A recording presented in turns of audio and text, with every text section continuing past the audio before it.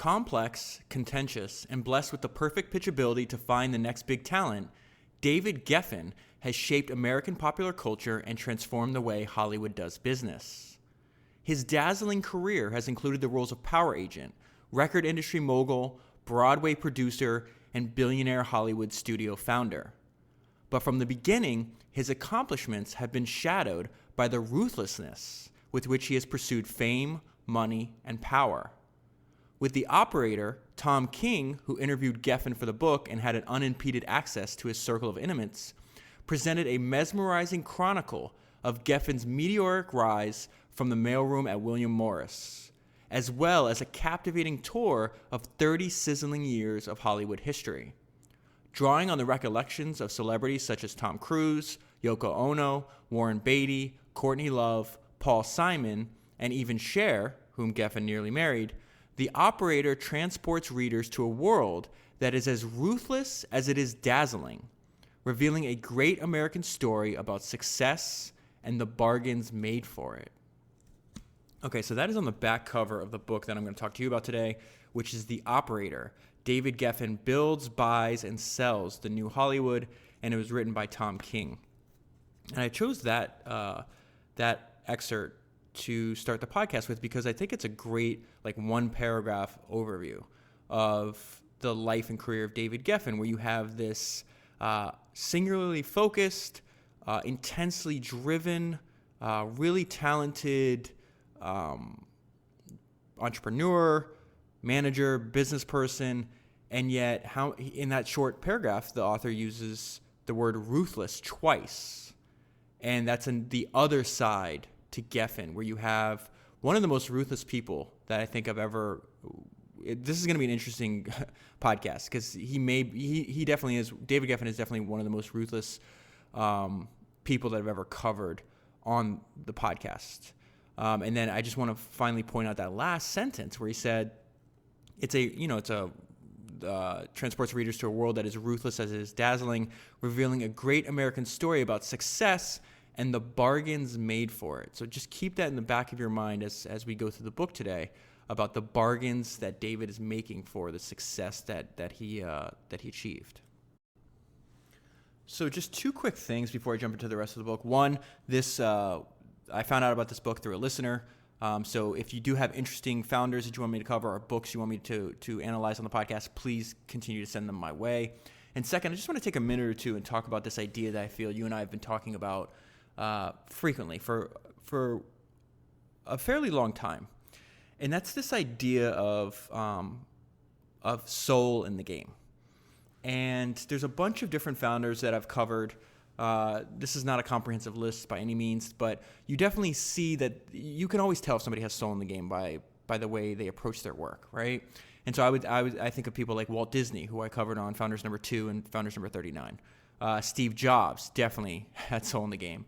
Founders number 5, 19, 76, and 77. I also have 2 bonus Steve Jobs episodes coming on the Misfit feed here in the next few weeks as well.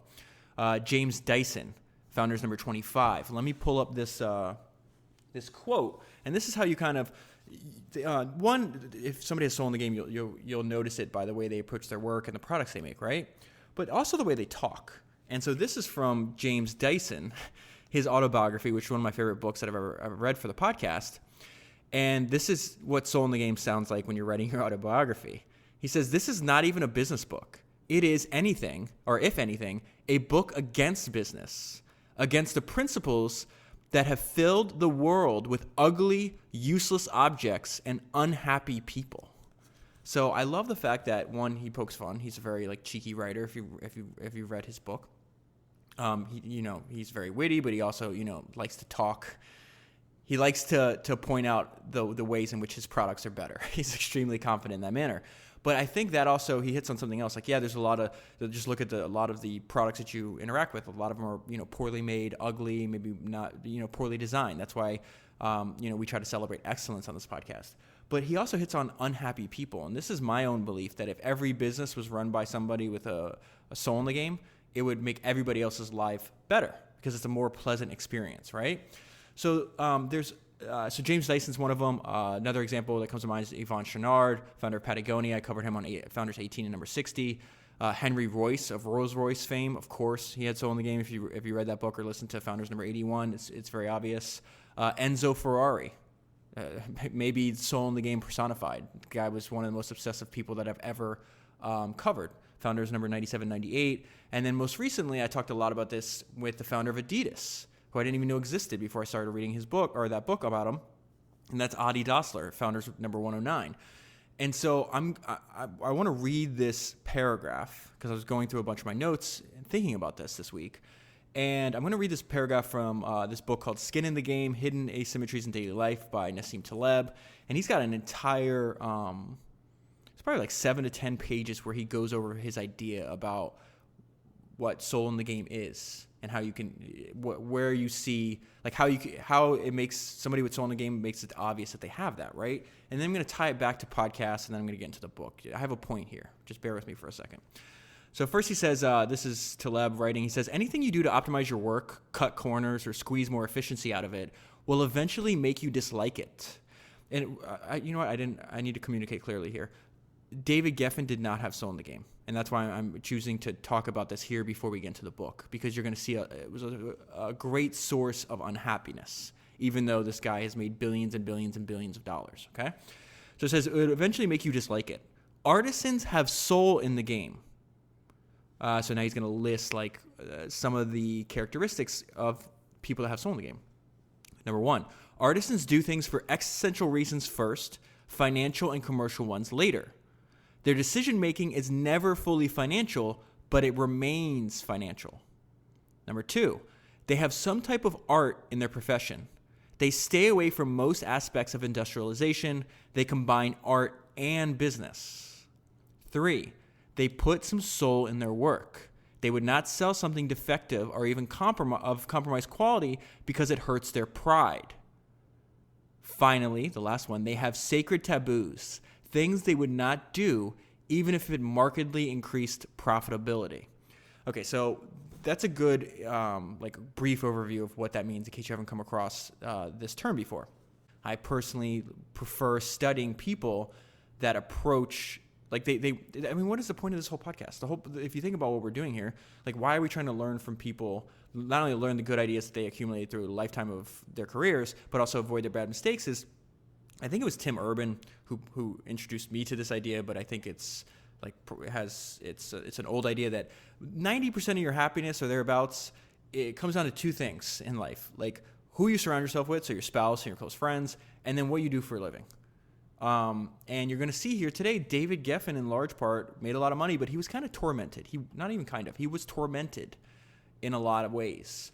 And so when I bring up ideas about having soul in the game or studying people in the past is like, if we can take these ideas, half of the time that we're awake, assuming you work 8 hours a day, you sleep for 8, you have 16 left or you're actually conscious. So it means you're going to work half of those, maybe a little less if you take the weekends off, whatever the case may be. So it's very important to find something that you like doing and to feel like you're progressing and you're getting better at your craft. So that's just this general idea, because when I sat down, I was like, how am I going to talk about this book today? So I guess even before I jump into the book, let me just grab some notes of mine. And this may be a little different than I normally do, because I'm pretty sure David Geffen's a sociopath. I'm almost positive he's a sociopath. So if you see a profile of a sociopath, he's glibness, has superficial charm. He's manipulative and cunning. They never recognize the rights of others and see their self-serving behaviors as permissible. That's David Geffen. They have a grandiose sense of self. They pathologically lie. They have a lack of remorse, shallow emotions, an incapacity for love, and a need for stimulation. But here's the thing: like, it's not all. The lessons I learned from reading this book are not all negative. One of the biggest things that David understood, and that I took away from his life, is an idea that I was first introduced by Steve Jobs. And David Geffen, like Steve Jobs, and I think this is important for every single person living, is they both understood that life is malleable. So let me pull up this quote. Steve talked about this a lot over several different decades in different contexts. So I'm going to give you 2 quotes about the same idea. This is back, I think this is in the early 90s. And this is Steve Jobs talking. He says, the minute you understand that you can poke life and actually something will pop out of the other side, that you can change it, that you can mold it, that's maybe the most important thing. It's to shake off this erroneous notion that life is there and you're just going to live it, or you're going to live in it, versus embrace it, change it, improve it, and make your mark upon it. David Geffen definitely shaped his life. Steve Jobs continued later on. He says, when you grow up, you tend to get told that the world is the way it is, and that your life is just to live your life inside the world, try not to bash into the walls too much, try to have a nice family, have fun, save a little money. But that's a very limited life. Life can be much broader once you discover one simple fact, and that is that everything around you that you call life was made up by people that were no smarter than you. And you can change it. You can influence it. You can build your own things that other people can use. Once you learn that, you'll never be the same again. So not only did Steve know that, David Geffen knew that. I think almost every single person I've studied on the podcast, that's what I think reading biographies is so inspirational, because they start out as poor, broken people in many cases, and they build themselves into what they become. They poke life, they change it, they understand it's malleable. So that's a positive that I learned from David, right? But the negatives, he didn't work on something he loved. I'm going to go into more detail that in a minute. He was sociopathic, we'd already told you that, and he was always unhappy. He was obsessed with money, but then he was surprised it didn't make him happy. And then second, the note I left myself is he would abuse people, break his word, and then these same talented people would then sign back on him, whether they worked on him for one of his movies in the future, even though he abused them, or they re-signed to his record label after he lied to them. And then the note I left myself is like, don't be like that. When you identify people, I was sitting here thinking, I was like, what is the strategy here, David? If you were to run into a David Geffen kind of person in your life, what would I do? And I thought about that when I put the book down and finally finished it. And I came up with a short idea that's probably the correct route to go. Avoidance. You can't have people like this in your life. All right. So let me jump into the book. Hopefully that preamble that made a bit of sense to you. Oh man, this story is crazy. All right, you'll see when I get into it. So first, I'm going to jump into the forward, and here we have the author Tom King talking about it took him a while to convince David to give him access to write a book about him. So he says, I told him that I wanted to write a book about him. Geffen was aggressively opposed to the idea and quickly ended the conversation. A week or so later, I called him again. He softened somewhat, because he told me that he'd recently read Buffett, The Making of an American Capitalist. Warren Buffett was Geffen's hero, and he implied that he would be pleased if his life merited a similar treatment. So one thing that you're going to realize about Geffen is he was heavily influenced by reading biographies of people he admired. Warren Buffett is one of those people. The other person that he wanted to pattern his career after was one of the founders of MGM, Louis B. Mayer. I'll get there in a minute. So eventually Geffen gives in. He's like, okay, yeah, you know what? This would be great. Like, he's extremely confident, egotistical. And so he's like, this would be great if my life, somebody wrote a book about me the way they wrote a book about Buffett. But the problem is Geffen's not Warren Buffett. He doesn't have the same temperament by any means. So I'm going to start still in the forward. I'm going to talk about like some of his personalities and strengths. Okay, this is going to give you an insight into like what we can learn the good from him.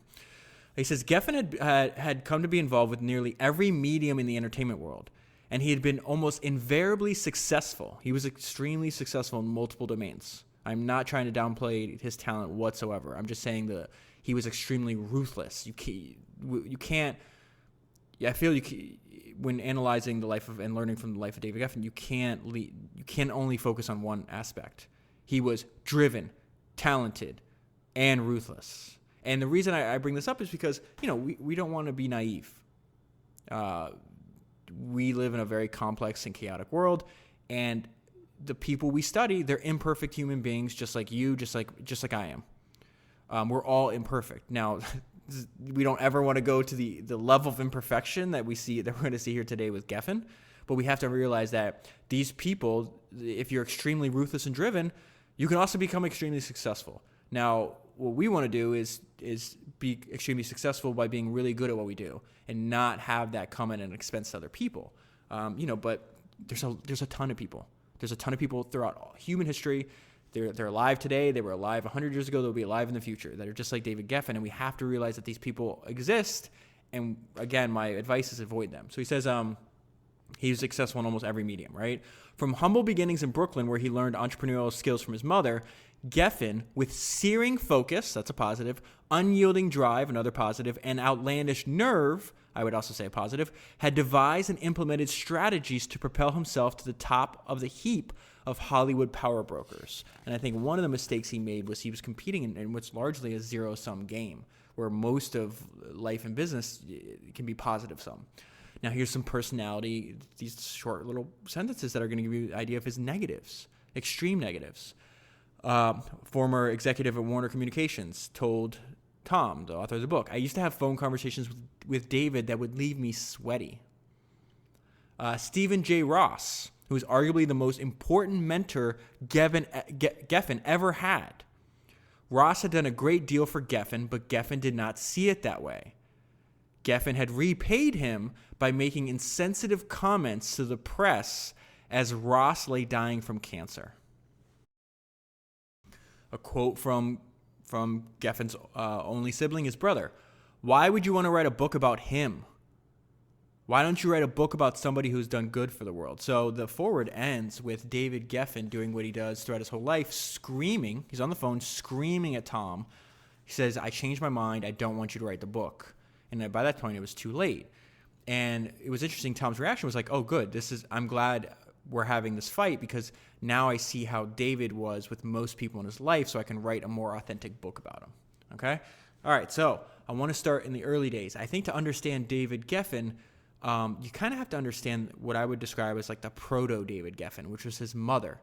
I think her name was spelled Batya, or pronounced Batya.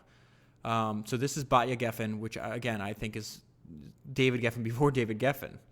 This is before David was born. Living at the poverty line and lacking even the money to buy milk for their baby, the Geffens went on a relief program. They immigrated. They're from Russia. At least she was from the Ukraine at the time. And they're living in New York City, don't have a lot of money. Okay, so it says they're living at the poverty line, lacking even the money to buy milk for their baby. This is David's older brother. The Geffens went on a relief program. But Batya was a proud woman who felt a deep sense of shame when welfare workers visited their apartment. She also married somebody that was not like her. It's a description of David's father. There was one thing she now understood fully. The man she married 2 years earlier, he was simply not ambitious.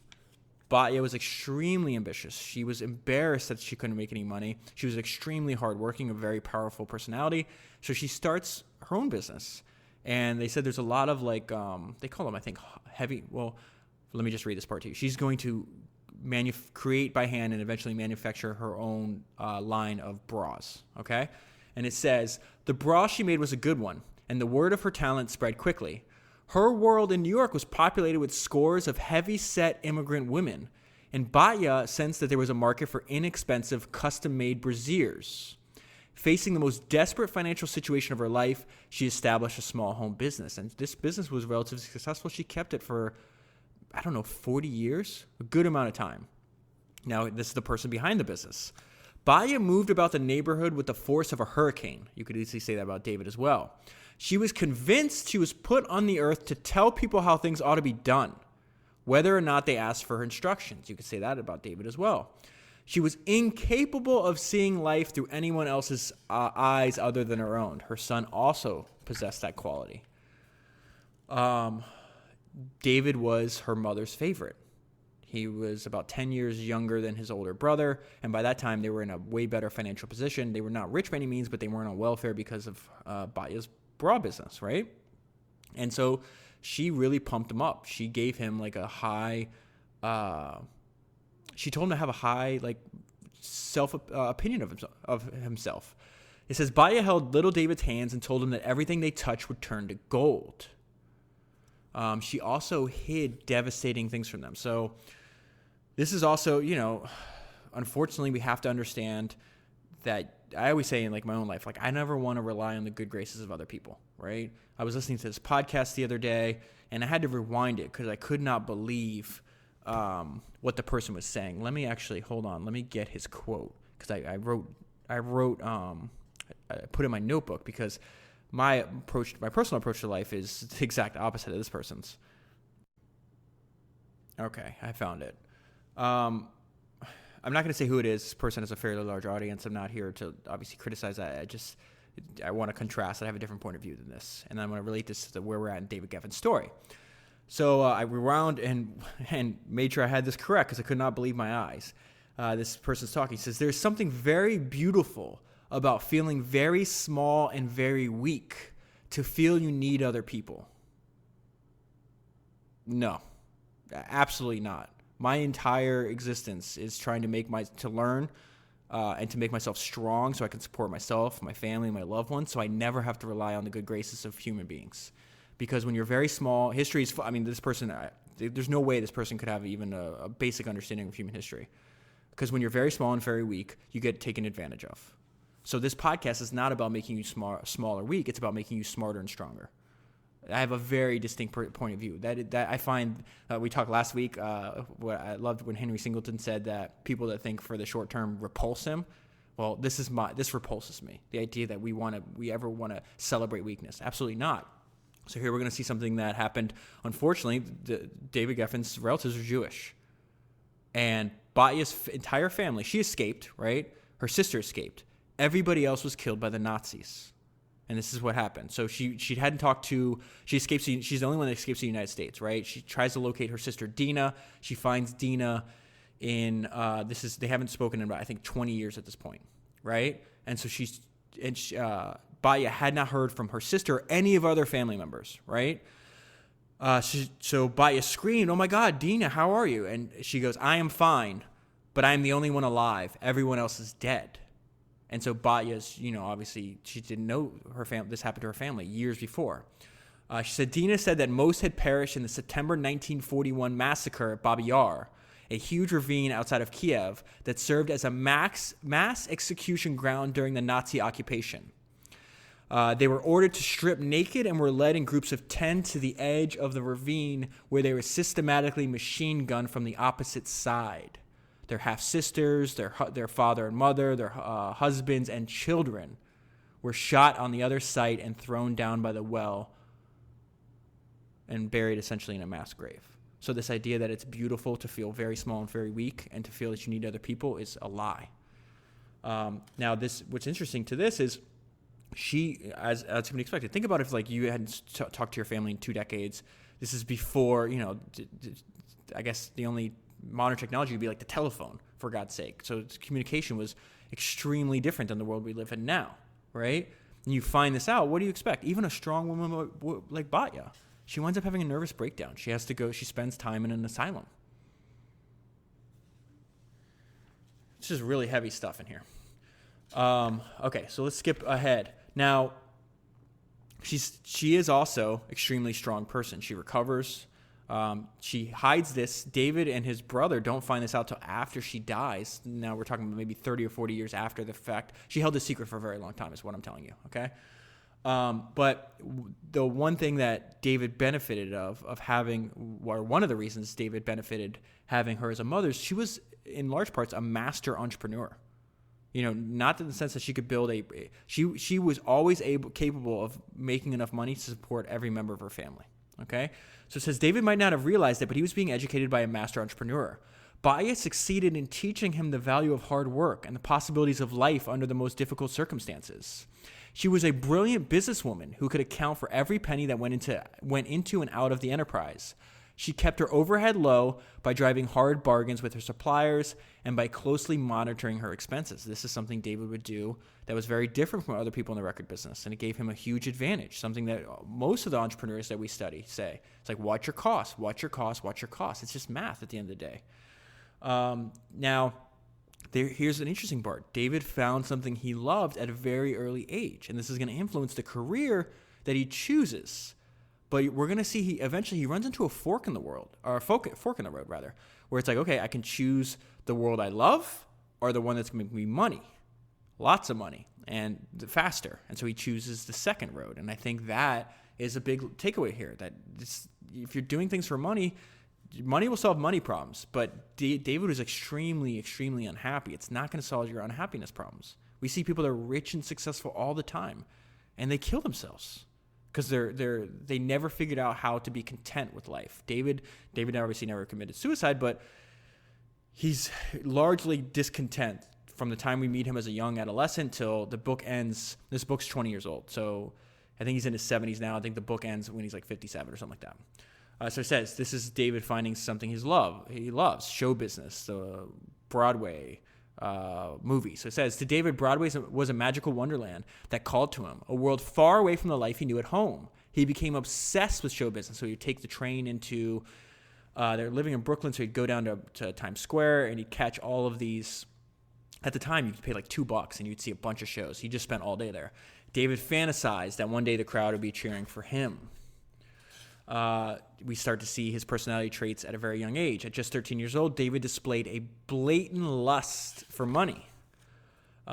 He had a weird, he had this idea. He's like, all right, I'm going to get rich. So let me go look at the occupations that are rich. So he's like, oh, I'm going to be a dentist. He's a dentist. He figures we're rich. And that was his main goal in life. This is how his cousin described him. He's enterprising. He thinks of nothing but money.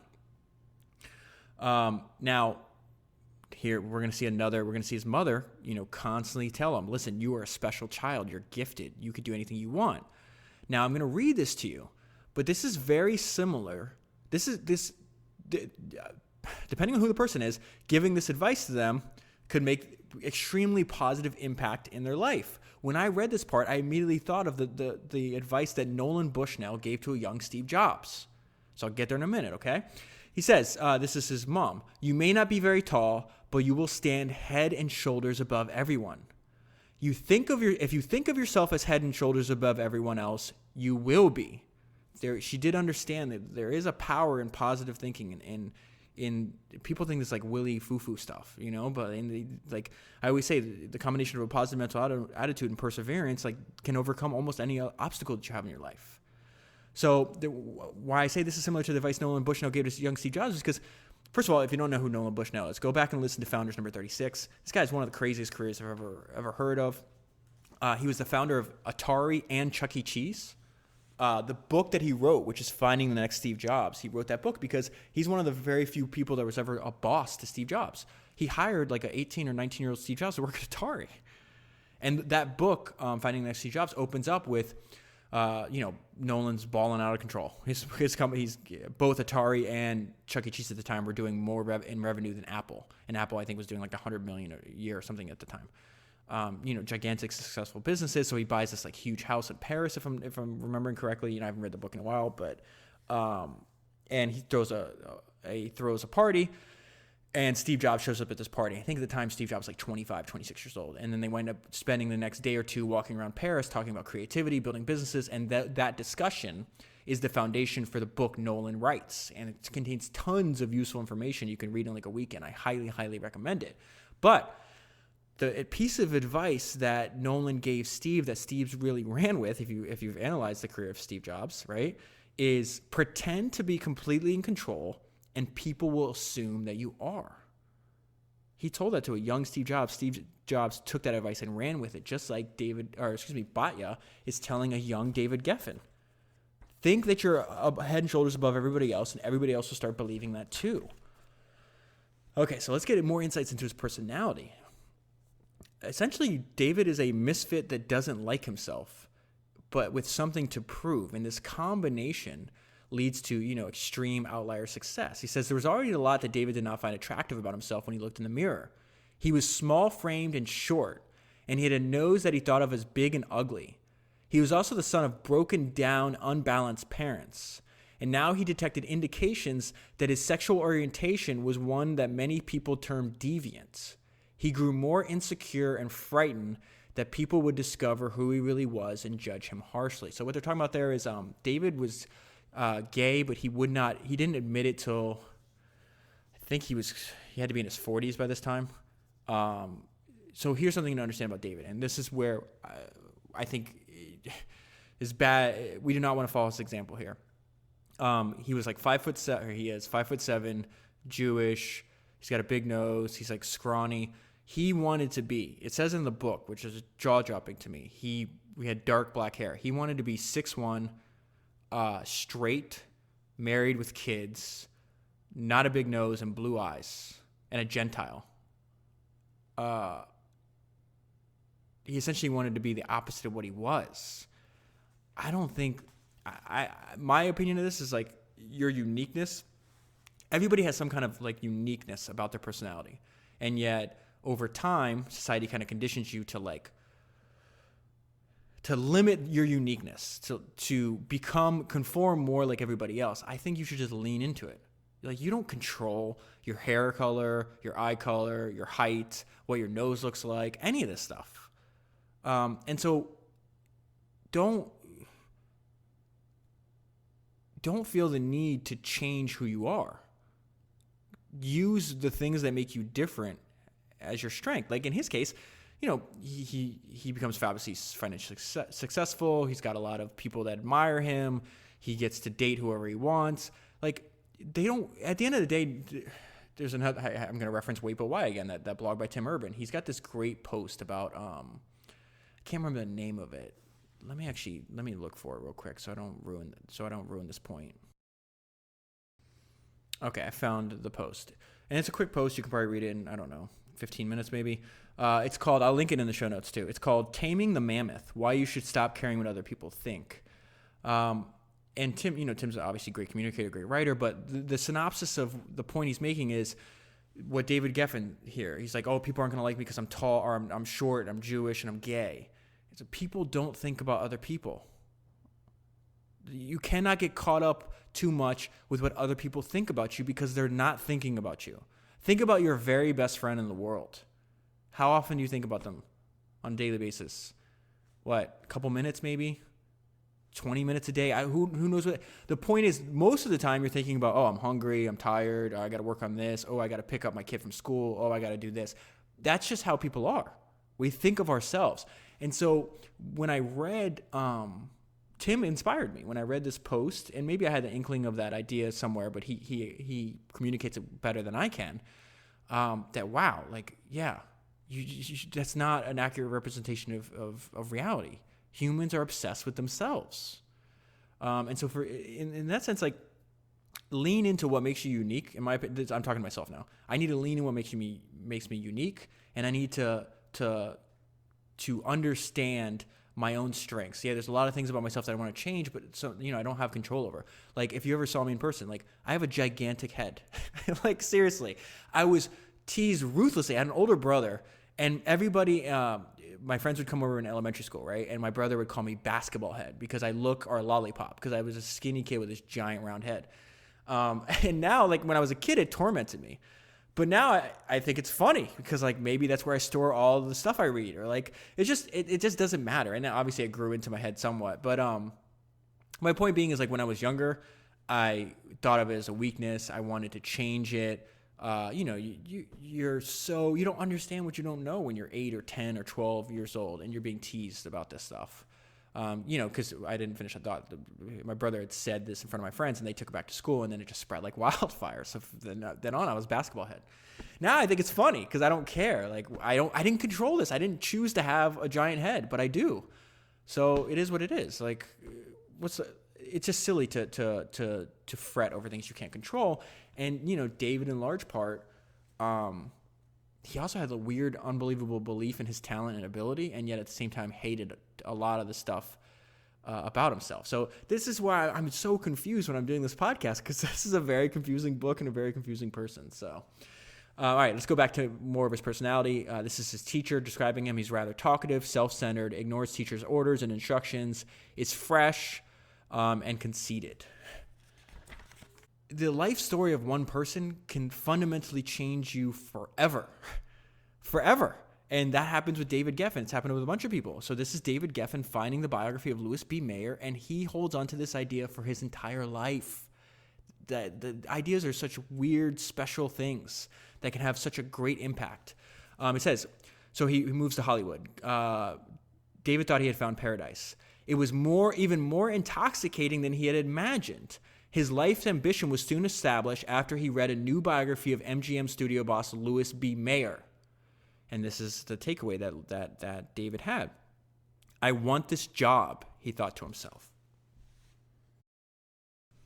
something to know about David Geffen is he did terrible at school. He was not a fan of formal education. In fact, later on in his life, he took that as a source of pride that he was able to succeed further with less education than the people that have a bunch of degrees. So it says, from the moment classes began, it was clear that college and David were not meant for each other. Plagued by the same issues that had beset him in high school, he simply did not have the attention span that college required. He was eager to get into the real world and seemed incapable of spending long hours studying in the library.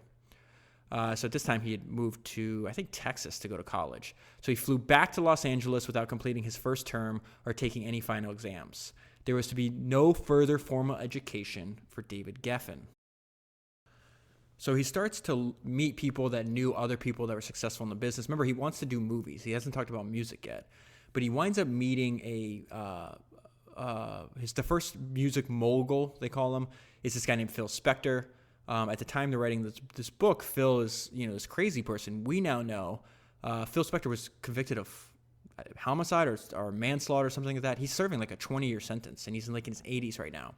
So this is Spector's extremely violent. He winds up pointing a gun at David too, and other people. He would just constantly point guns at people. So we kind of see this. But the note of myself on this page is we must learn not to emulate these behaviors. So it said, Spector was the first music mogul David saw in action, and he studied his every move. Spector was only more than 2 years older than David, but he was already a millionaire and a star. He was a renowned eccentric, and most people around him felt it was understatement to call his behavior unbalanced. He was an egomaniac, a control freak, and a screamer. You could also say that about David.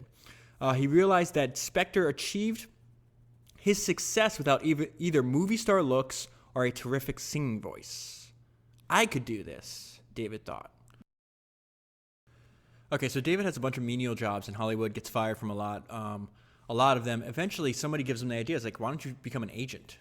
And they set him on a path that he didn't intend for himself. And they said, hey, a lot of agents start out in the mailroom at William Morris or agencies like that. And so that's what he did. He gets a job. Now, here's the deal. He lied about being, graduating college, and he also lied about being Phil Spector's cousin to get the job. David lies. Geffen lies a ton in this book. But that's not really my main point here. The point was that if they found out that you lied on your application, you get fired from that. So David devises a plan to avoid that. And then his plan winds up producing unintended positive byproducts. This is a very interesting part. Let me read this to you. He devised a plan. He came in an hour early every day for 4 months and rifled through every one of the bags of mail, hunting for a letter from UCLA that he was certain would arrive that would inform the Morris office that the university had no idea who David Geffen was. Now, here's the thing. The president of this company at the time attributed his early arrivals to ambition, but in truth, it was simply terror. So he winds up ingratiating himself into the people that are running the business, and he does this his entire life. He uses mentors. He would flatter older people that are in positions of power, and he'd leverage their relationship to get to go where he wanted to go next. And then what happens is he would burn the bridge, talk crap about him, to do things that you shouldn't do for people that are helping you. It says, in the surest sign yet that Geffen's moral compass was off kilter, he did not believe that he had done anything wrong. So what happens is that the letter comes and he forges it. He felt he had simply exercised his gift for resourcefulness. This was to become the most repeated tale of his career, and he proudly boasted about it throughout his life. So now we're going to understand more of his personality through the view of the other people working in the mailroom with him. Demonstrating an arrogant disregard for the views and welfare of his fellow people, they compare him to this character called Sammy Glick, who was in this really popular novel in the 1940s. It says, demonstrating an arrogant disregard for the views and welfare of the fellow people, Sammy Glick was a backstabbing huckster who employed appalling tricks to run to the top in Hollywood, kicking others off the ladder as he rose higher and higher. Having tossed aside all notions of right and wrong, young David Geffen simply lived by different rules than did the rest of society around him.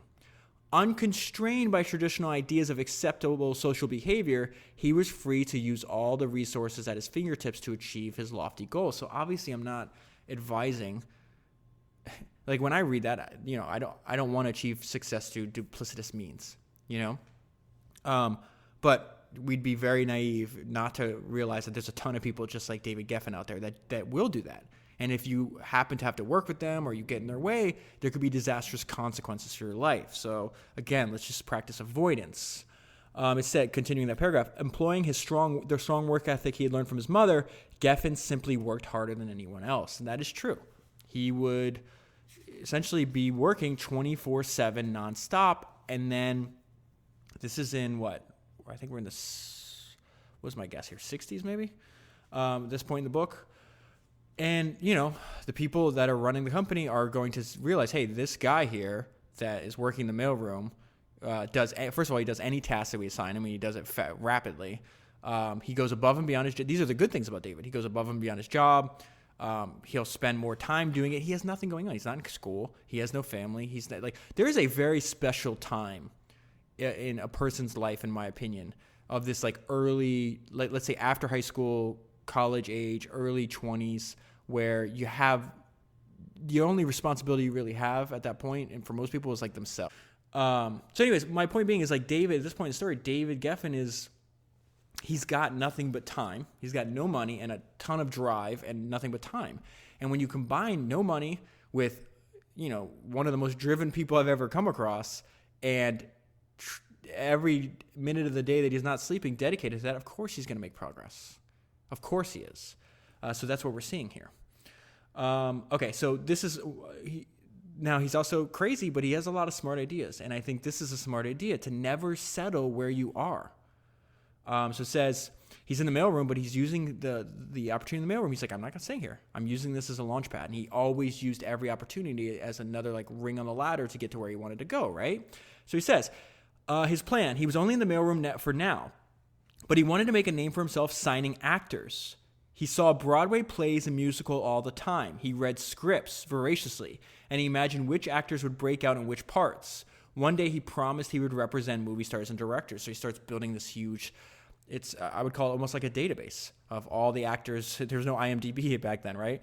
About the actors that he liked. Okay, reading all these scripts, he had, going back to what David Ogilvy told us, the good ones just know more. David Geffen knew more. He was willing to do that. And when I read this section, it made me think of one of my favorite quotes.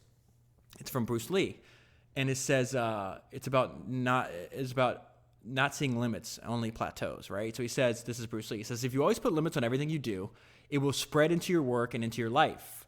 There are no limits. There are only plateaus, and you must not stay there. You must go beyond them. David definitely, he never, even if he didn't know that Bruce Lee quote, he definitely personified that idea. One thing I took away from him is he did not believe there was a ceiling to what he could accomplish. And as a result, he goes from working in the mailroom to eventually, accumulating $8 billion or whatever it is. That's why they wrote the book on him. He's a very complex, contentious person. Okay, so this is how David builds a relationship with the president of William Morris. So it reminds me a lot. If you listen to my podcast I did on Aristotle Onassis, it was Founders number 84.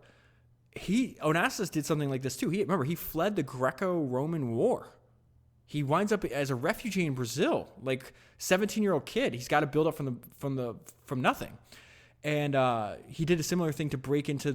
Onassis did a similar thing what David's going to do here to break into the tobacco business, reselling tobacco in Brazil, right? Okay, so it says this is the guy he's trying to target is this guy named Lefkowitz. After hearing that Lefkowitz came to work on Saturdays, Geffen decided he would too. For weeks, Geffen stalked Lefkowitz. This is exactly what Onassis did. He would follow the guy that made the decision about where to buy tobacco, and he just waited till he noticed him. So Geffen stalked Lefkowitz until one Saturday, the two stood together waiting for the elevator. Geffen introduced himself and struck up a conversation. Lefkowitz, impressed with his display of unbridled ambition, asked if he would join him for lunch. Lefkowitz liked Geffen and was impressed by both his doggedness and his appropriately reverential manner. He would kiss his ass, essentially what he's saying there. The other young man in the mailroom was stunned to find that Geffen was not lying when he said he had formed a relationship with the president. Geffen has a talent that I definitely don't possess, and a talent that took him very far in his career.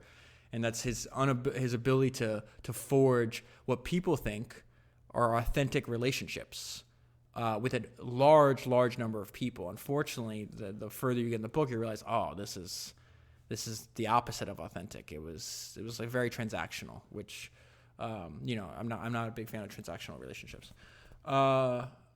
Okay, so he's got this whole idea. He's like, I'm gonna be I want to be Louis B. Mayer. That's me. But he meets somebody, this guy named Brant, and Brant changes the path of David's life again. And because he informs David Geffen that, listen, Geffen, you're on the slow path here. So he gets advice how to speed things up, and he does. Remember, he's been lusting after money since he was 13. After listening to Brant, Geffen explained that he planned to rocket to the agency's top echelon by signing movie stars and directors. Brant looked at the scrawny kid and laughed. Listen, jerk, you're 22 years old, Brant told him. What do you think? A famous director is going to sign with you? The music department, he said, was the place where a young agent could make a name for himself. Brant's advice had a profound impact on Geffen. He at once rejiggered his career plans. So Brant had made a bunch of money in the music business. And he's saying, listen, that's nice that you want to work in the movies, but young people the agents are not going to sign with a 22-year-old. Are you crazy? And so he's like, for you, music is going to be more lucrative. So David's takeaway was, it was not an undying passion for music that made him decide to try to make his fortune in the business. He did it because he might get rich quickly. And I think that is also the issue with David. Before I picked up the book, I knew the name David Geffen. I heard Geffen Records. I didn't know any detail really beyond that. I didn't even know.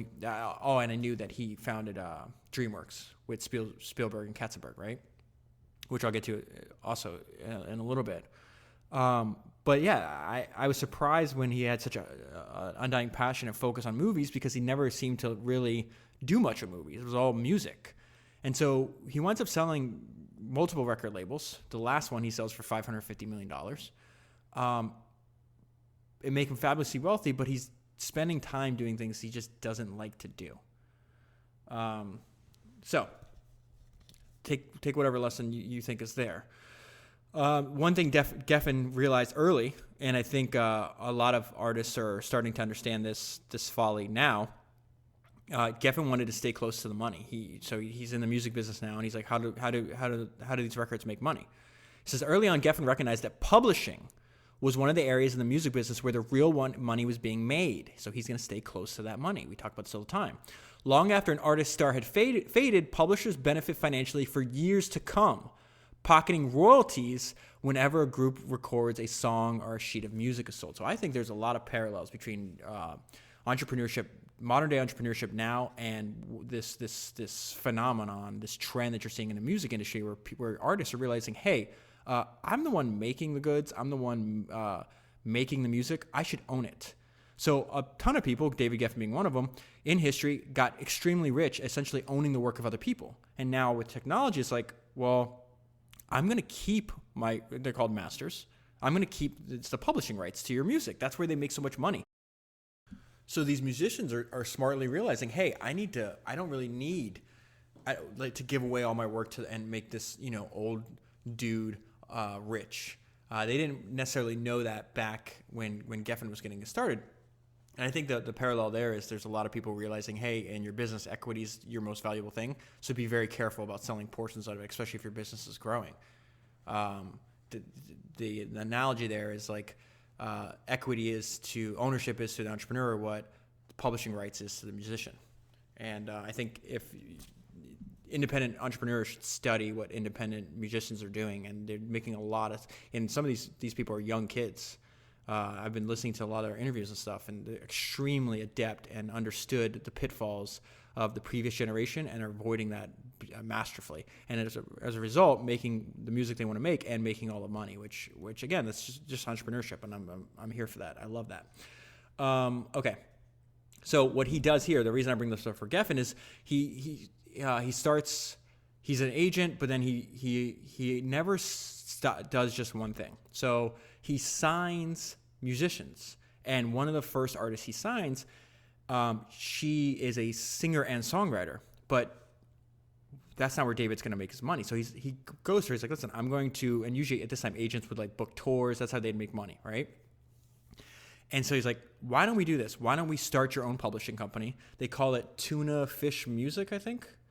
And when her albums would do okay, but she made more money by writing songs and then giving them to people like Barbra Streisand and all these other people. And so when another singer used her song, she would constantly make money like on the back end, like on a residual basis over and over again. And so that's actually how David becomes a millionaire. So I just want to set that up. I'm not there yet, but that's the first of many businesses that he's going to sell, and the first one that makes him a millionaire. All right, so at this point, he is an agent, but he's also a manager. He's doing both, and he's keeps jumping around from agency to agency because he's signing people, he's having success, and he gets recruited. And he's in his early 20s here, so he becomes successful rapidly. It was not long before Geffen grew bored, restless, and unhappy at the Ashley famous agency. That's the one he's at. Even though he was signing some of the biggest acts in the business, booking concerts was tedious and thankless work, and there was almost so much money to be made. So the question was like, what are you going to do next?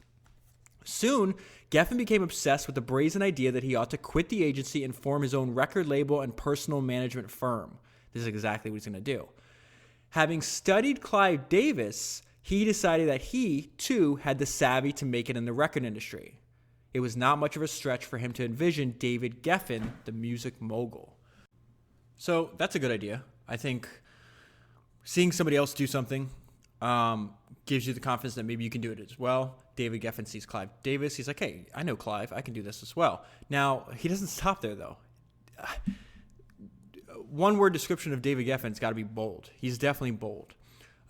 He boldly told Clive Davis that he ought to leave his job as president of Columbia Records and become his partner in a new label that they could run as co-CEOs. That's definitely bold. And what's even crazier is Clive thought about it for a little bit. He didn't obviously wind up doing it, but that's wild. All right, so now we got to the part where David becomes a millionaire. Geffen went to Clive Davis with an offer to sell Tuna Fish Music to CBS. He was praying for a windfall and wanted to strike while the iron was hot. Tuna Fish Music had already earned over $500,000, and Davis knew it would automatically continue to earn substantial income as an annuity for past copyrights. So that's what I mentioned earlier. Some people in the music business have become incredibly rich off that idea. They wound up making the deal worth more than $3 million. It was a staggering amount of money, the likes of which had rarely been applied to the value of any solo artist's catalog of songs. Now, the reason I bring that up is because it's really important. What seems, this happens a lot in life where we're like, oh my God, that company got bought for X amount. And sometimes that's the beginning of a trend where the valuation is just going to keep increasing in the future. This is happening in the music business at this time. They're like, oh my God, I can't believe Clive spent $3 million on a single solo artist's catalog, right? Well, this trend continues into the future, and it helps David sell his record label, maybe, 10, 15 years in the future. I'm not exactly sure of the time frame, for hundreds of millions of dollars. Winds up being $550 million. The stock winds up going, I think, before he sells it to like $650 million. So an unbelievable amount, way more than $3 million. It says Geffen was riding high, yet he remained unsettled and plagued by feelings of insecurity and dissatisfaction. We see this over and over again.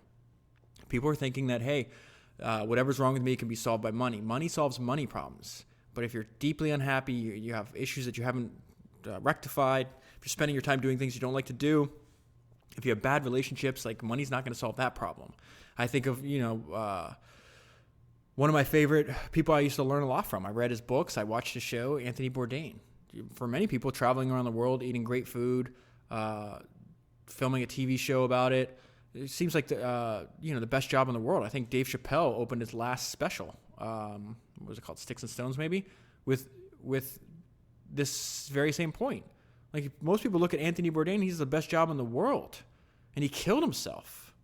And so Dave was using that point. It's like, hey, my life's good, but it's not great. I think he used the analogy. It's like, my life's like an above-ground pool. It's a pool, but he's basically saying, hey, I know it looks like I'm Dave Chappelle. I'm traveling around. I'm getting paid $20 million for every stand-up special, but I also have problems too, and problems that my money's not solving. So I think that's just important to know and understand. That's perfectly normal if you're having these feelings, and just try to solve them. He was driven by the devil that constantly told him he needed to be bigger, more, and something else. He simply was not the kind of man who's going to stand in one place for very long. He decided suddenly that now was the right moment to turn his attention to filling the fantasy he had since reading the biography of Louis B. Mayer. This book is mentioned like half a dozen, maybe a dozen times in this book. It's very important to him. He wanted to be a power broker in the movie business. He's like, all right, I got a little bit of money. Let me try to do that. Now, obviously, listen, this book is 600 pages long. It is gigantic. So this is not, as every podcast I make, this is not meant to be a summary. I'm just pulling out interesting ideas that I found for myself. And if you think the podcast is interesting, then obviously I always recommend buying the book. So I'm going to skip over a bunch of stuff, but I want to really hone in on David the person. And this is about his imposter syndrome that comes up a lot in the book. Oh, and his nasty habit of screaming at people, which is a very unwise decision. He winds up getting into many, many physical altercations. This is just not a smart way to live your life. Geffen had realized that his most powerful weapon was his voice. He was a gifted screamer, and he learned quickly that he could scare people into giving him what he wanted. His rage was so formidable that it left some of his victims gasping for air. Is that really how you want to live your life? Screaming at people, having miserable relationships. This is not good. The irony that was that for Geffen was most likely more frightened than his victims. While he saw himself most of the time as smart, fast-rising star he'd become, there seemed to be fleeting, dreadful moments when his confidence shattered and he was gripped with fear. In these moments, he saw himself as a shadow of his father, the failure who had never gained respect. Geffen built up an enormous wall around himself, most likely praying that others would not also see that shadow. Now, he still is not, at this point in the story, he's still not broken into the movie business. Well, I'll get there in a minute. But this is a turning point in David's life, and I think is very important. He's has not started his own record label yet, okay? And he is visiting Clive Davis, and he's trying to get Clive to sign this artist. I think his name's like Jackson Brown or something like that. And they're in a meeting, and Davis has to interrupt the meeting because he's getting a phone call. And David Geffen thought Clive Davis was being extremely rude, so he's like, we're getting out of here. He says Geffen, on the other hand, was incensed at what he thought was Davis's rude behavior. Pack up your guitar, we're leaving, he told Brown. Brown dutifully put his guitar and followed Geffen out of the office and past where Davis was talking on the phone. Wait, Davis shouted after them, but Geffen had already reached the elevator. Geffen's next stop changed the course of his life. He turned to Ahmet Ertegun and asked him to sign Brown to a contract at Atlantic. Ahmet, look, Ahmet's another mentor of David. Ahmet, look, I'm trying to do you a favor by giving you Jackson Brown, Geffen said, delivering a passionate pitch. You'll make a lot of money. You know what, David? I have a lot of money, Ahmet replied. Why don't you start a record company and you'll have a lot of money too? It was exactly what Geffen wanted to hear. His eyes lit up as Ahmet further offered to be his partner. In exchange for a 50% ownership interest in the new label, Ahmet volunteered. He's running Atlantic Records at the time. Atlantic would cover all the expenses as well as handle the manufacture, distribution, and promotion of Geffen's records. The costs would be charged equally against the joint venture, and any profits would be split equally between Atlantic and Geffen. It was an astonishing deal that would not cost Geffen a cent. He realized without hesitation that now was the moment to realize his dream. If no one else would sign Jackson Brown, he figured he would do it himself. Yes, he told Ahmet, count me in. Now, this is David's strategy of running his company. The way Geffen saw it, this is another smart move. The way Geffen saw it, there was a natural synergy in owning both a record company and a management company. Remember, they made money two different ways. Record company off publishing, management company off touring. They could use the management company to book and promote the acts it was recording on the label and vice versa, controlling both sides of the business. Okay, that's a really smart move. But why? What's the real advantage? Geffen explained that they could use the record deal, which came complete with Atlantic financing, to cover the overhead at the management company.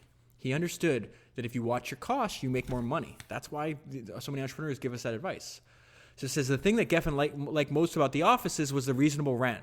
From the day he opened his new business, Geffen had an eye fixed on the bottom line. He had the foresight to avoid the pitfalls that had proved fatal to so many others who had launched record labels before him. So he's also doing something smart, watching his costs and studying the people that did what he's trying to do before him, and realizing the good ideas they had, and they all went broke. They all spent too much money. Let me avoid that.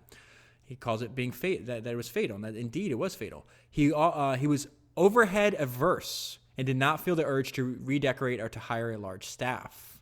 For all of his money, David Geffen was turning out to be rather frugal. He well understood the delicate balance between profit and loss can be upset if expenses are high. Here's one sentence that describes David Geffen's MO. Playing fair, Geffen had learned, was difficult and time-consuming. Lying, on the other hand, was easy and effective. You got to be very careful when you get around people like this. Okay, so this is the part where I realized, I think this guy's a sociopath. And the question I left myself is like, is this the way you want to live your life? Even the mere sight of him, meaning Geffen, sometimes prompted violent reactions. Remember, humans, the lowest common denominator in our conflict resolution in our species that has been very well documented is not words. When words fail, we inevitably go to violence. And this is why you don't want to be a jerk. You don't want to be, I see people online, they just like send nasty messages to people they don't know, or just the way they talk about people. It's very, very unwise. Very unwise. You don't want to go around creating enemies. I don't understand why you're doing that. And even that, if you have a disagreement, try to remain calm. David would throw things at people. He would curse at them, yell at them. The problem is people can hit back, and they do. He had guns pointed at him. He gets hit with eggs. He gets punched multiple times. Is that really what you want your life to be? It's so silly. It doesn't have to be. Even the mere sight of him sometimes prompted violent reactions. Someone driving by pelted Geffen with eggs. Friends pulled... I'm going to skip over, or going to give you a bunch of highlights of different violent interactions he's had. Friends pulled the two apart just before it was likely to escalate into a fist fight. Jerry Heller got into a screaming match with Geffen. The two shouted obscenities at each other from their respective windows. They had offices next to each other. There were countless murky situations in which Geffen himself was at least partly to blame for his contentious relations with other people. He got punched multiple times, and he punched people multiple times. Now, here's where you realize that sociopaths sleep well. They don't think anything is wrong with their behavior. My own personal view on this is the opposite. David would get into let me read this to you and then tell you a book that heavily influenced my thinking on this. There are countless other murky situations with Geffen himself was at least partly to blame for his contentious relationship with people in the business. But Geffen's conscience always remained clear. Quote from him, "I don't have the burden of bullshit and lies and deceit and cheating. None of that plagues me because I don't do any of it." What? He does that almost every day. What is he talking about? I think I'm unique in this business. I can sleep at night. You gotta run the other direction if you ever get around people like this. They sleep well because they don't think anything is wrong with their behavior. So anytime something would happen, David would blame other people. If a record didn't sell, if this deal didn't go through, it was never, ever his fault. Ever. It was your fault. You're an idiot. I'm great. I read this book a few years ago. It's called Extreme Ownership. It's the exact opposite of this. It's saying, hey, no matter what happens in your life, assume that you're the one responsible and try to do everything you can to fix it. Like, that's a brief explanation of the general idea. And so that example is like, okay, let's say you're running a company and your subordinate, one of your employees gives poor customer service or makes a mistake. Okay, yeah, most people are like, oh, you're an idiot. In some cases, that is true and you'd have to fire the person where the case is. But in this book, it's like, okay, I am at fault here because I'm the leader. I'm the one in charge. I clearly did not communicate. I was the one that made a mistake. Maybe one, I hired the wrong person, or two, maybe I didn't communicate the level of service that this company does. And that flips everything around completely because it goes from being helpless to realizing, hey, I have agency over a lot of situations in my life, and the ones I don't have agency over, I'm not going to worry about because they're beyond my control. But everything else, I'm going to say, okay, clearly made a mistake here. I'm going to learn from this. I'm going to fix it. And I think that's a much more powerful operating system for life than Geffen's, where it's like, oh, everything went good. That was me. There was a mistake. It must be you that you're an idiot. Okay. So this is the record label he starts is the first one. This is not Geffen Records. This is not his big one that he sells for $550 million. This is called Asylum. After a year, he sells his business and he agrees to an employment contract. And he agrees to his employment contract ? Like, this does not seem, David didn't like having partners. He didn't like being told what to do. Why would you assign an employment contract? Well, he had to because he's going to get some money out of it. Although Geffen's goal from the beginning was to one day sell Asylum and reap a cash windfall, he was taken off guard by Ross's offer. Geffen did not contemplate for 1 second declining Ross's offer because he had an insatiable hunger for money. He was also motivated by the fear that Asylum's fast rise had been a fluke and it could fall apart at any moment. "You can have it for $7 million, Geffen blurted out. Without blinking, Ross agreed to Geffen's price. But then he says you have to sign this employment contract. They wind up having a falling out. Eventually, he's going to start working into he's going to work in the movie business because Warner has not only music but in movies. And then he's going to get fired after 11 months. I'm going to talk about that in a minute. And then he spends years essentially doing nothing because he's got this employment contract where he's getting paid all this money to not go to work. So it wound up being a mistake. But now we find David Geffen at 30 years old, rich and depressed. Just 30, he claimed that his net worth was about $12 million. But he was surprised to realize that the millions of dollars he had just banked and the trappings he had been able to acquire with it did not make him happy. It hit him when he was in London on a business trip, lying in bed on a posh hotel, smoking a joint and staring at the ceiling.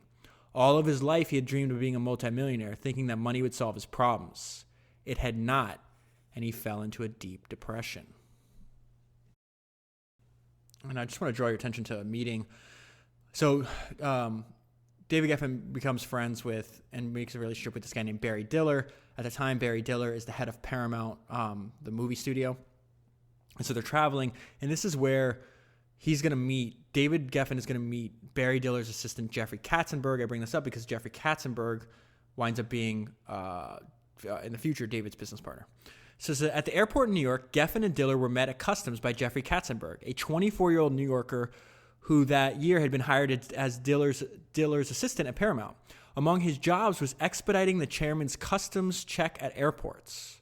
So he didn't want to wait long to get through customs, right? Geffen, who had wasted many hours in customs, was flabbergasted as Katzenberg's oiling of the custom workers enabled him and Diller to breeze through the process.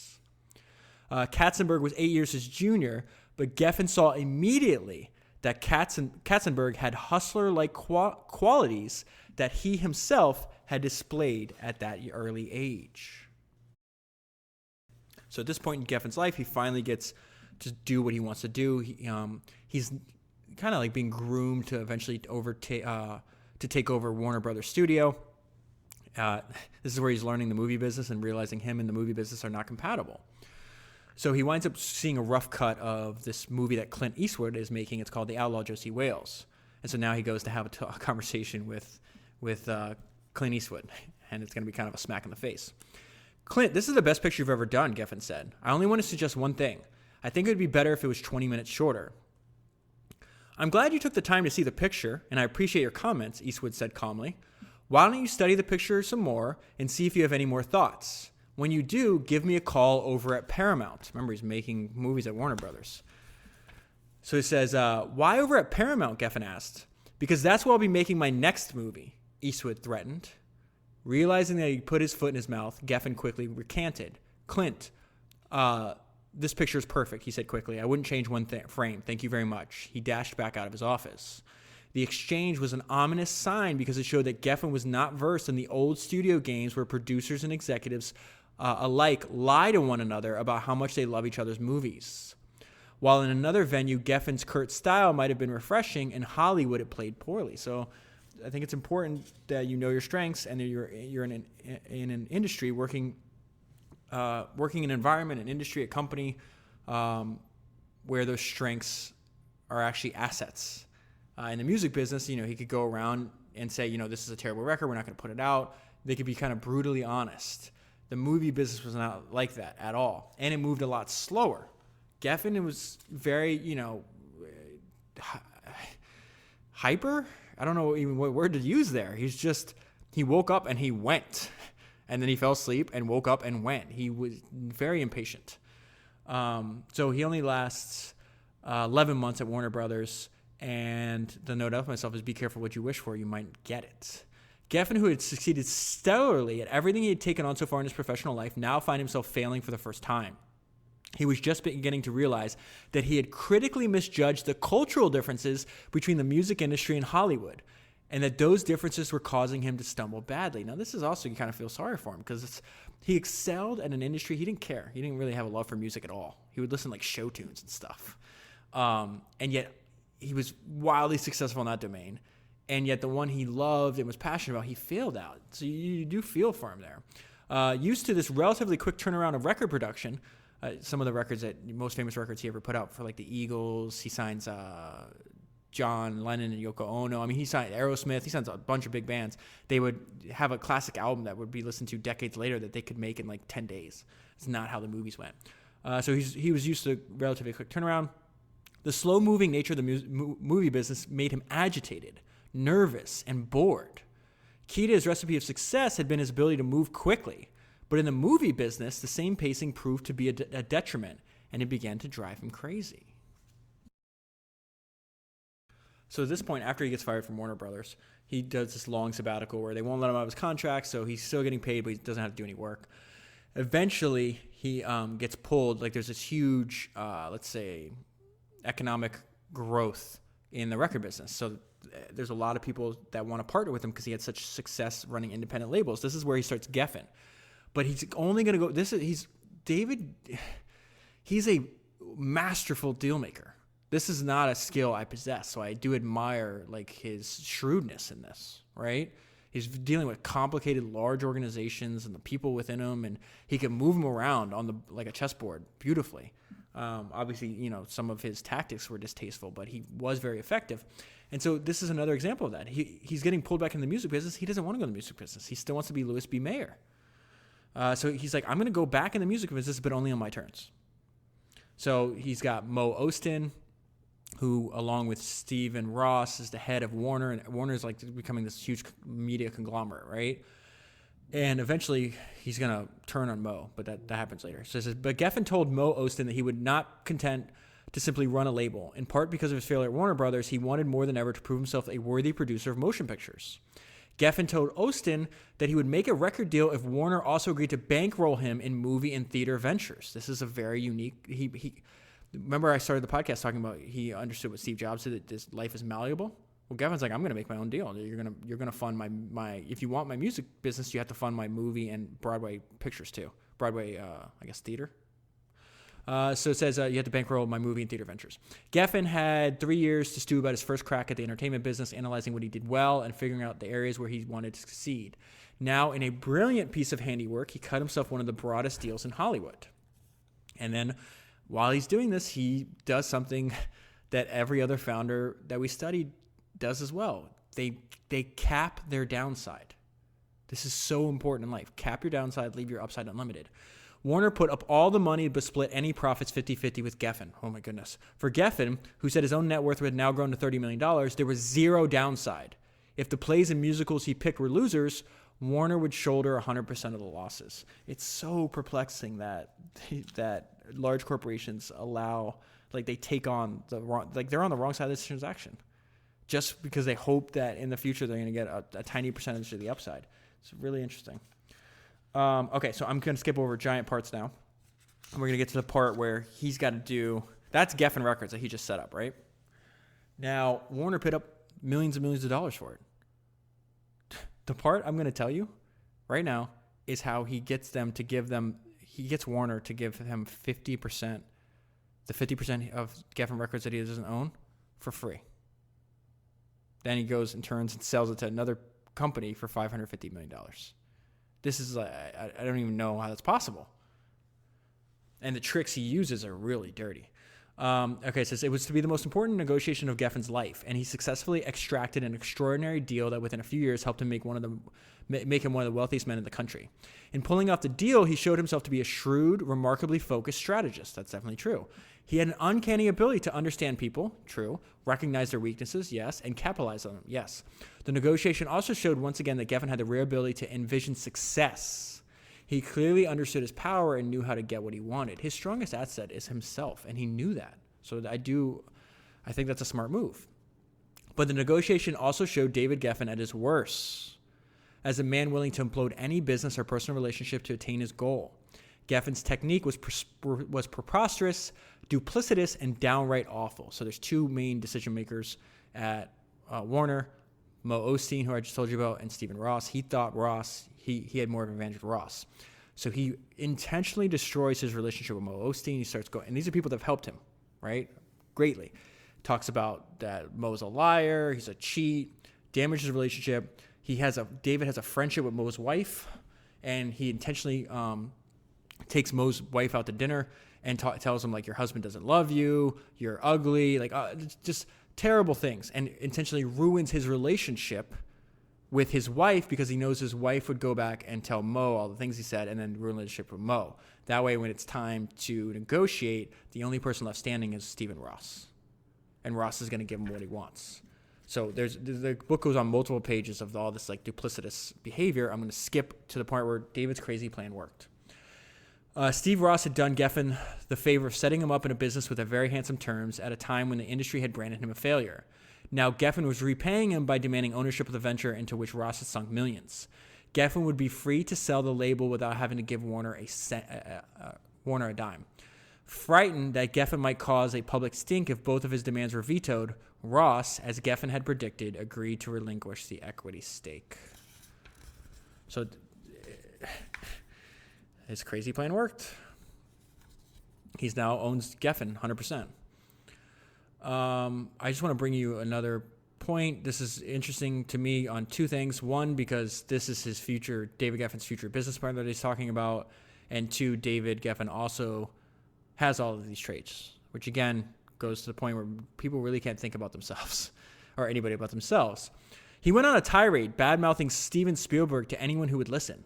He's selfish, self-centered, egomaniacal, and worst of all, greedy.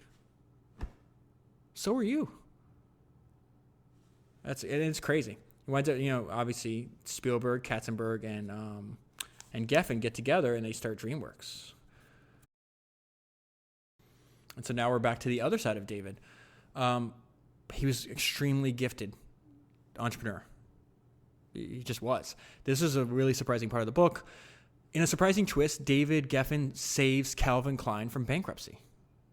So it says they become friends, and eventually David discovers that Calvin Klein, which is a private company at the time, was almost going out of business. So it says, but in 1991, there was one thing Calvin Klein did not tell Geffen.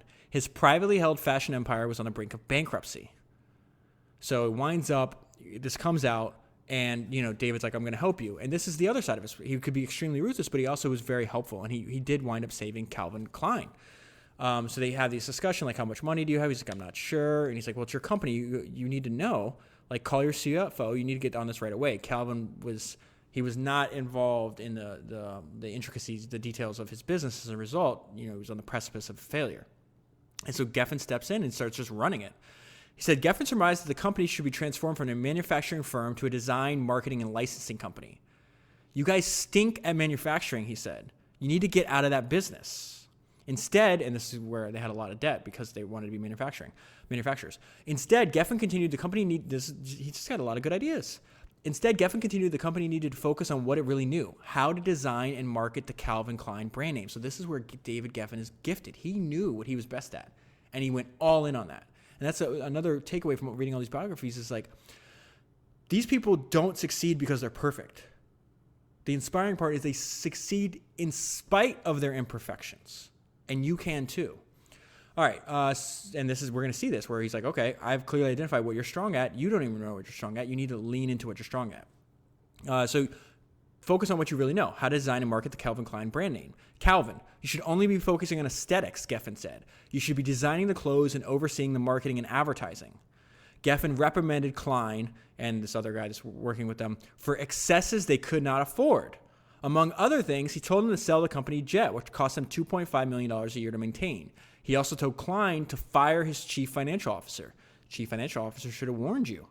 Should have known the finances of the business before it got out of hand. Here was the fixer in action. David Geffen was now involved in the kind of problem solving that energized him more than anything else. He then made an extraordinary offer to purchase all of the company's outstanding junk bond debt. Remember this early 90s, extremely common practice, led by Michael Milliken. So Calvin Klein had $62 million of junk bond debt, and David's going to buy it up for him. He made an extraordinary offer to purchase all the company's outstanding junk bond debt, which had a face value of $62 million. The company did not even have enough money to cover its next debt payment of $15 million. But Geffen said he would cover the entire bill so they would have some breathing room. And then David buys the debt and then goes and leverages his relationship with people in other investment banks and winds up getting it like written down to some degree. And the company needed to turn around. And, that is the positive. One of the positives of David is that he could be extremely generous. That's why I said I was really confused when I sat down to start this, because, you know, he's all of these things. He's not just he's also ruthless, but generous, kind, and extremely mean, gifted, entrepreneurial, and then ruthless to like his employees. It just, it's very complex. This book shows you like the whole, like the totalitaire. I don't know what word. The total picture. Let me just say that of Geffen. And I think Geffen made a mistake though, where one, if you're gonna like,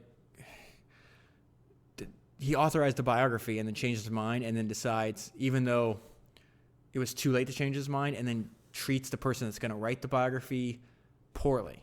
So this book is a fascinating book, especially like you hear about all kinds of behind the scenes of making, you know, records that are famous for decades. They've been well known in movies, and you see these like machinations that happen behind the scenes.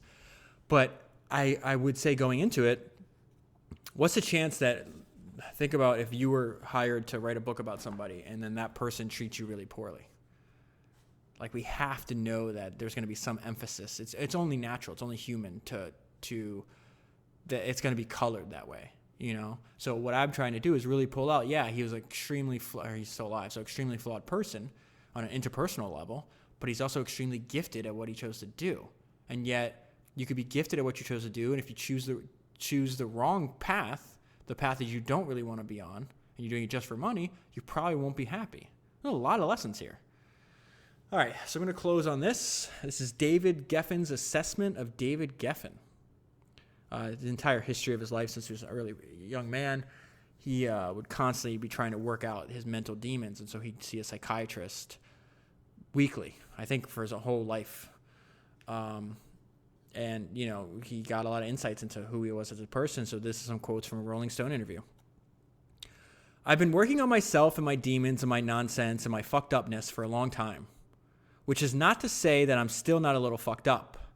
I think you get better and better in tiny increments, and you die unhealed.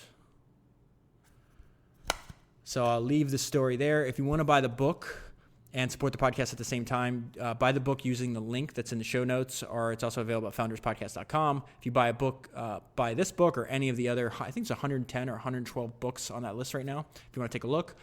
If you buy any of those books using that link, Amazon sends me a small percentage of the sale at no additional cost to you. It's a great way to get read a book that may change your life and support the podcast at the same time.